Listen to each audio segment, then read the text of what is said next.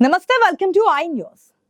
Middle east మధ్య ప్రాచ్యంలో ఉద్రిక్తతలు మరింత పెరిగిపోతున్నాయి. ఇజ్రాయెల్ ఇరాన్ల మధ్య జరుగుతున్న ఘర్షణ ఇప్పుడు కొత్త మలుపు తిరిగింది. ఏకంగా ఇరాన్ ప్రభుత్వ టీవీ స్టూడియో పైనే ఇజ్రాయెల్ దాడి చేసింది. ఒక యాంకర్ ప్రత్యక్ష ప్రసారంలో ఇజ్రాయెల్ పై విమర్శలు చేస్తున్న సమయంలోనే ఈ దాడి జరగడం సంచలనం రేపుతోంది. ఈ ఘటనను ఇరాన్ యుద్ధం నేరంగా అభివర్ణిస్తోంది. అసలు ఏం జరిగింది, పూర్తి వివరాలేంటో ఇప్పుడు చూద్దాం.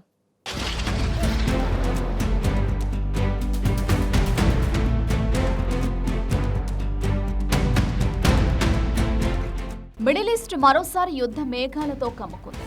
ఇజ్రాయెల్ ఇరాన్ ఉద్రిక్తతలు 4వ రోజుకు చేరిన నేపథ్యంలో సోమవారం తెల్లవారుజామున ఇరాన్ ఇజ్రాయెల్ పై మరోసారి క్షిపణి దాడులు చేసింది.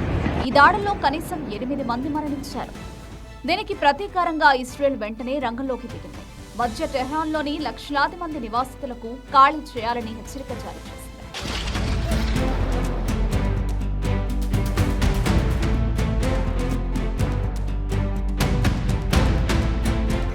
ఆ ప్రాంతంలో జాతీయ పోలీసు ప్రధాన కార్యాలయం, ప్రభుత్వ ప్రసార కార్యాలయాలు, 3 ప్రధాన ఆసుపత్రులు ఉన్నాయి. ఇజ్రాయెల్ సైన్యం ప్రకారం ఈ హెచ్చరిక 3,30,000 మంది నివాసితులపై ప్రభావం చూపింది.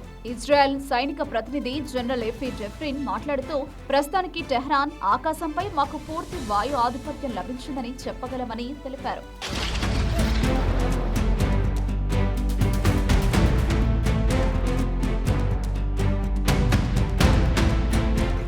ఇజ్రాయెల్ దళాల మధ్య ఇరాన్ అంతటా 120కి పైగా ఉపరితలం క్షిపణి లాంచర్లను ధ్వంసం చేశాయని, ఇది ఇరాన్ ఆయుధాగారంలో 3ంట 1 వంతు అని ఆయన పేర్కొన్నారు. ఇక ఈ దాడుల పరంపరలో అత్యంత సంచలనాత్మక ఘటన ఇరాన్ ప్రభుత్వ టీవీపై జరిగిన దాడి. ఇజ్రాయెల్ దాడుల గురించి రిపోర్టర్ ప్రత్యక్ష ప్రసారంలో మాట్లాడుతూ, స్టూడియోలో దుమ్ము నిండిపోతోందని, మా మాతృభూమిపై దురాక్రమణ శబ్దం వినిపించిందని వ్యాఖ్యానించారు.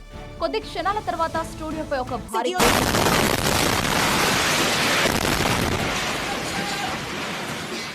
యాంకర్ వెనుక ఉన్న స్క్రీన్ పగిలిపోగా ఆమె వెంటనే కెమెరా నుంచి దూరంగా వెళ్లిపోయింది. ఛానల్ అకస్మాత్తుగా ముందుగా రికార్డు చేసిన ప్రోగ్రాంకు మారిపోయింది. ఈ ఘటన జరిగిన కేవలం 1 గంట ముందు ఇజ్రాయెల్ టెహ్రాన్లోని టీవీ స్టూడియోలో ఉన్న ప్రాంతాన్ని ఖాళీ చేయాలని హెచ్చరిక జారీ చేయడం గమనార్హం.